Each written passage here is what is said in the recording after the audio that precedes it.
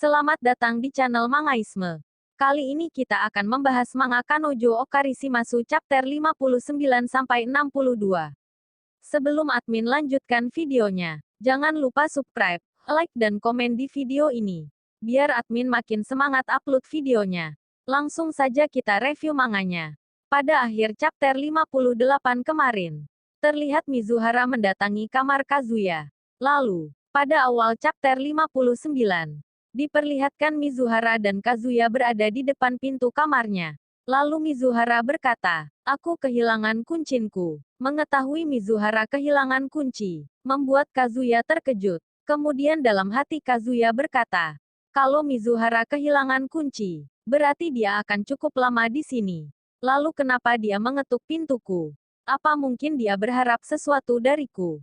Lalu Mizuhara berkata, "Bisa gak aku masuk ke kamarmu?" Belum sempat Kazuya menjawab, tapi Mizuhara sudah nyelonong masuk ke kamar. Lalu Mizuhara berkata, "Kelihatannya pemilik kos lagi keluar. Tadi aku sudah ke rumahnya untuk minta tolong, tapi tidak ada orang. Lalu aku juga sudah menelpon juru kunci, tapi tidak ada yang mengangkat. Mungkin aku tadi menghilangkannya saat di betting center. Tadi aku sudah menelpon ke tokonya, tapi sudah tutup." Ah, dasar Kazuya. Bukannya memberi solusi, malah dia lebih fokus melihat paha Mizuhara. Lalu Mizuhara berkata, "Maaf, apa kamu mau tidur?" Kemudian Kazuya berkata, "Tidak, waktu tidurku seperti burung hantu." Kemudian dia berpikir, saat ini Mizuhara berada di kamarku, dan dia tidak bisa masuk ke kamarnya. Itu berarti dia akan menginap di sini. Mungkinkah hal itu akan terjadi? Kesempatan ini adalah sekali seumur hidup. Kemudian, saat Kazuya akan menawarkan tempat tidur, tiba-tiba Mizuhara membuka pintu balkon yang ada di kamar Kazuya. Kazuya pun heran dengan apa yang akan dilakukan Mizuhara. Ternyata, Mizuhara berniat akan melompat dari balkon kamar Kazuya ke balkon kamarnya. Mungkin dia bisa melakukannya, karena balkon kamar Kazuya dan Mizuhara cuma dibatasi pagar. Dan kalau pintu balkon kamar Mizuhara tidak terkunci, maka masalah akan selesai, pikirnya. Di sisi lain, Kazuya menangis tanpa air mata, karena kesempatan untuk tidur dengan Mizuhara akan hilang. Kemudian Mizuhara mencoba melompati pagar, lalu dia merangkak. Emang dasar si Kazuya. Bukannya bantuin Mizuhara, dia malah asik memperhatikan bokongnya. Sedangkan Mizuhara yang sudah merangkak, dia mencoba melihat gredel pintu kamarnya. Ternyata, grendel pintunya terlalu jauh, sehingga dia tidak dapat melihatnya. Dan ketika dia berusaha meninggikan tubuhnya, tiba-tiba tangannya kepleset, dan membuatnya hampir terjatuh. Untung saja dengan cekatan Kazuya memegang bokongnya. Lalu Mizuhara berkata, "Jika kamu mau menangkapku, jangan kau sentuh bokongku. Cobalah tempat lain, untuk kau sentuh." Kemudian Kazuya memegang pinggulnya, tapi Mizuhara masih tetap protes. Dan akhirnya, Mizuhara berhasil melihat grendel di pintu balkonnya. Ternyata pintunya sudah terkunci. Lalu dia menyuruh Kazuya untuk menarik tubuhnya. Dan entah gimana ceritanya, saat Kazuya menarik tubuh Mizuhara, secara tak sengaja tubuh Kazuya berada di atas tubuh Mizuhara. Dalam hati Kazuya berkata, "Ini terlalu dekat. Kecantikannya terlihat jelas. Aku belum pernah melihat sebelumnya, sejak kita bertemu." Lalu Mizuhara dengan mesra berkata, "Minggir, menjauhlah dariku." Kemudian mereka berdua bangun, lalu duduk. Kemudian bel kamarnya Kazuya berbunyi. Kazuya pun berlari ke arah pintu. Karena sudah malam, dia penasaran siapa tamunya. Kemudian, dia mengintip keluar lewat lubang yang ada di pintunya. Dan bagaikan tersambar petir, ternyata, yang datang adalah Mami. Karena pintunya tak kunjung dibuka. Kemudian Mami memencet belnya berkali-kali. Hal tersebut membuat Kazuya semakin panik. Mendengar belnya bunyi berkali-kali, membuat Mizuhara berkata, "Kenapa kamu gak coba lihat siapa dia?" Kemudian, Kazuya memberikan kode ke Mizuhara, supaya jangan bicara keras-keras. Dia bilang, kalau di luar ada Mami. Mengetahui Mami berada di luar, membuat Mizuhara menjadi panik dan marah ke Kazuya. Dia mengira kalau Kazuya sudah janjian dengan Mami untuk bertemu.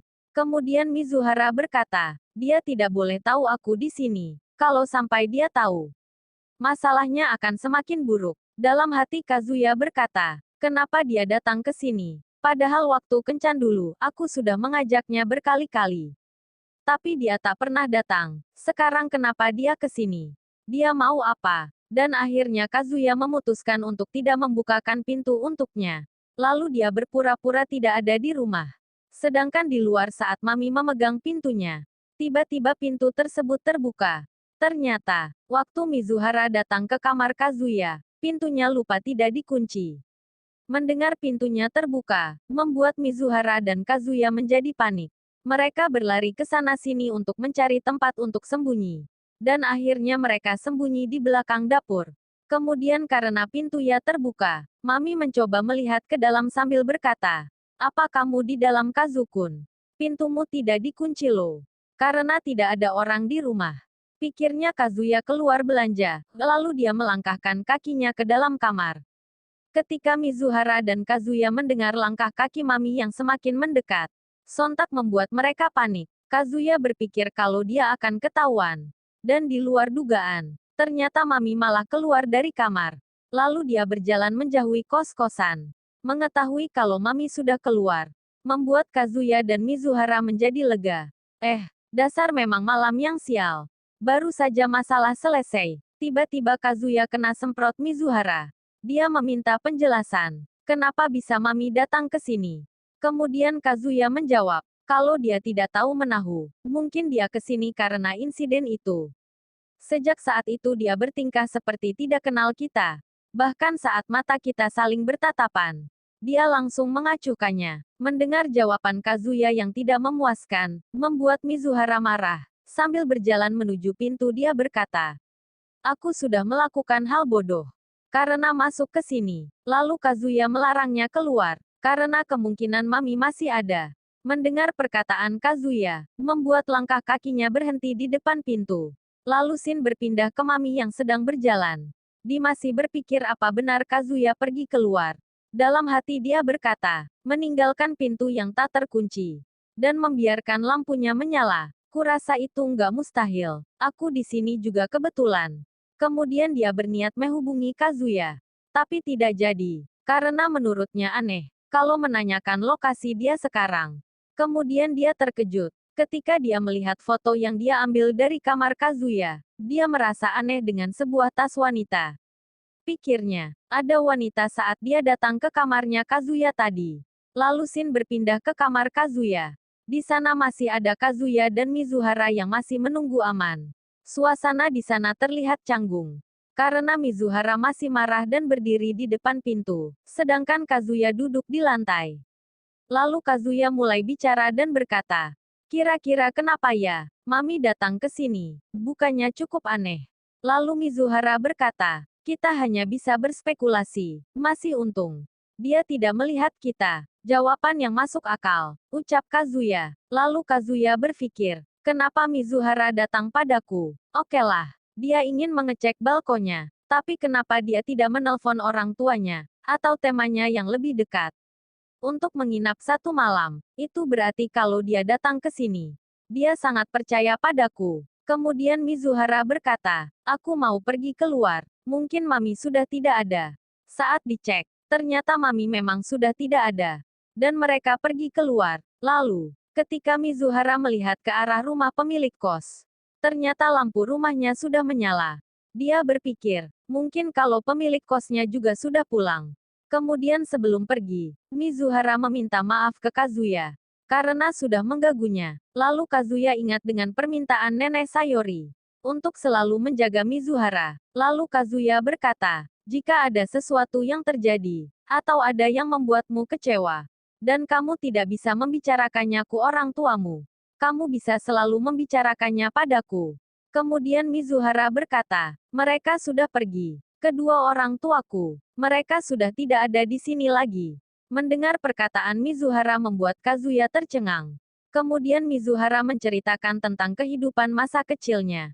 Dia bilang, ayahku pergi meninggalkan kita saat aku masih sangat kecil. Jadi, Mama dan aku pergi dan hidup bersama nenek dan kakek. Kemudian Mama meninggal tak lama setelahnya. Dan pada waktu aku masuk SMA, kakekku juga meninggal. Dan sekarang keluargaku cuma ada aku dan nenek. Saat kakekku masih hidup, Aku berjanji padanya, kalau suatu saat nanti, aku akan jadi artis sungguhan. Jadi, sebelum nenekku ikut meninggal, aku ingin dia melihatku tampil di layar besar. Itulah mimpiku. Bukankah itu mengerikan? Sejujurnya, fakta kalau aku ini rental pacar bukanlah masalah besar. Aku juga bukan seorang idol, atau artis yang sedang naik daun. Tapi aku cuma seorang mahasiswa dengan mimpi ketinggian. Dan aku juga bukan kuda yang bisa dipertaruhkan. Kazuya cuma bisa bengong saat mendengar cerita Mizuhara. Dalam hati dia berpikir, pantas saja kemarin nenek Sayori memintaku untuk menjaga Mizuhara. Lalu saat Mizuhara mau pergi, tiba-tiba Kazuya berkata, berarti selama ini aku cukup beruntung. Kedua orang tuaku masih ada, dan juga ada nenek yang selalu menyayangi aku. Dan kalau aku pulang ke rumah mereka selalu menyambutku, dan menyiapkan makan. Dibandingkan dengan dirimu, ternyata hidupku jauh lebih mudah. Tapi kau tahu, akhir-akhir ini aku punya perasaan untuk mempersiapkan masa depanku. Kemudian Kazuya juga bilang, aku tidak menolak bisnis keluarga. Dan aku juga tidak punya sesuatu yang menonjol, yang bisa aku lakukan. Bahkan manajer toko juga pernah bilang, kalau aku cuma buang-buang waktu. Aku sangat bersyukur, ada keluarga yang membesarkanku, dan aku ingin membalasnya suatu hari nanti. Sejak lahir, kupikir mewarisi bisnis keluarga adalah takdirku. Dan itu gak masalah jika itu terjadi. Lalu Mizuhara berjalan menurunin tangga. Kemudian Kazuya berkata lagi, demi dirimu Mizuhara, meski aku tidak membantumu banyak, tapi aku bekerja keras untuk mimpimu. Dan jangan pedulikan orang yang membencimu. Aku ingin mimpimu menjadi nyata. Kuharap hari itu akan datang. Dan aku bisa menyaksikan dengan mata kepalaku sendiri. Aku ingin berada di sisimu. Hanya selalu bersama dengan dirimu. Apa boleh? Dan apa kamu mengizinkanku? Lalu Mizuhara menjawab, apa? Selalu. Dasar bodoh. Tapi jika kamu bilang ingin selalu berada di sisiku, maka aku tidak bisa menolaknya kan? Maksudku, aku kan pacarmu juga. Kemudian Mizuhara pergi. Setelah kejadian tadi membuat Kazuya sulit tidur. Dia masih terbayang-bayang gambaran Mizuhara. Dia tidak menyangka kalau kehidupan Mizuhara begitu berat dan menyakitkan. Kemudian scene berpindah saat Kazuya berjalan ke kampus. Dia masih memikirkan Mizuhara. Dalam hati dia berkata, perasaanku ke Mizuhara sungguh nyata. Aku tak peduli meskipun dia rental pacar ataupun tetangga. Tak peduli meskipun aku cuma pelanggan atau pacarnya. Jika suatu saat terjadi sesuatu, aku ingin membantu dirinya. Kemudian saat berjalan, dia berpapasan dengan Mizuhara, yang menyamar sebagai Chizuru. Kazuya dengan refleks berhenti di depan Chizuru. Dia lupa, kalau saat di kampus, mereka berpura-pura tak saling kenal. Lalu dengan terus berjalan Mizuhara memberi kode, dengan cara menggerakkan telapak tangannya. Mengetahui hal tersebut membuat Kazuya menjadi senang. Dan tanpa dia sadari, ternyata Mami sedang memperhatikan dia dari jauh. Kemudian Kazuya masuk ke dalam kelas. Kelihatannya Kazuya dan Mizuhara berkembang lebih dekat. Tampaknya dia tidak bisa menghilangkan Mizuhara dari pikirannya. Sampai-sampai dia tidak bisa mengendalikan perasaannya sendiri. Padahal Mizuhara cuma seorang pacar rentalan. Dalam hati Kazuya berkata, ada sesuatu yang tak ku ketahui. Kupikir dia menyadari perasaanku terhadapnya. Tapi di sisi lain dalam dunia perentalan, ketika pelanggan jatuh cinta pada rental pacarnya, itu adalah sebuah pelanggaran. Dan kalau Mizuhara sampai melaporkan itu ke agensi, aku tidak bisa menemui dia selamanya. Jatuh cinta itu memang sedikit sulit. Kemudian Mami datang dari belakang. Mengetahui kalau Mami menemuinya, seketika Kazuya menjadi salah tingkah. Dia berpikir kalau Mami datang karena masalah kemarin malam. Kemudian mereka duduk dan Mami mulai bicara. Dia berkata, kalau dia sudah tahu kalau Mizuhara adalah seorang pacar rentalan. Kemudian Mami bertanya, apakah semua ini gara-gara aku? Mendengar pertanyaan tersebut, membuat dunia Kazuya seakan mau runtuh. Lalu Kazuya menjawab, tentu saja bukan. Kazuya berkelip, kalau dia cuma iseng aja. Tapi ada sesuatu yang ingin ku katakan padamu. Aku sungguh minta maaf, karena membohongimu dan membohongi semua orang. Bahkan aku sudah mengenalkannya pada keluargaku. Semua ini adalah salahku. Jadi jangan menyalahkan itu ke Mizuhara. Kemudian Mami berkata, apa kamu jatuh cinta padanya?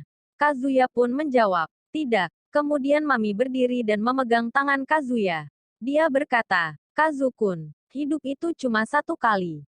Ketika nanti kamu lulus dan berkarir, maka semua akan terlambat. Jadi kamu harus menikmati kehidupan kuliahmu sekarang. Dapatkan pacar sungguhan, dan bersenang-senanglah dengannya. Aku tidak menganggap Mizuhara itu buruk. Tapi pergi kencan dengannya akan menghabiskan waktu dan uangmu. Kemudian setelah mengatakan itu, Mami keluar dari kelas. Kazuya lega, karena Mami sudah keluar. Dia mengira kalau Mami akan marah-marah. Tapi memang benar apa yang dikatakannya. Dan harusnya dia tak boleh tahu. Lalu Shin berpindah ke Mami. Dia masih memikirkan alasan Kazuya menyewa pacar. Dia berpendapat kalau alasan sebenarnya bukan itu. Kazuya buruk dalam berbohong. Tapi sepertinya ada sesuatu yang lebih. Mami berpikir, kalau dia cuma iseng, kenapa sampai menjalaninya selama 1 tahun? Dasar Kazuya pengecut. Dan tas itu juga. Siapa yang punya? Aku harus mengumpulkan bukti yang cukup. Lalu Mami melihat Kibe yang berjalan di depannya. Kemudian dia memanggilnya. Entah apa yang akan mereka bicarakan. Kemudian Shin berpindah ke Kazuya dan Ruka yang baru pulang kerja. Saat berjalan Ruka berkata, Kazukun, apa kamu sudah makan? Kamu kelihatan kurusan. Apa kamu bekerja terlalu keras? Dan pasti kamu cuma makan makanan instan.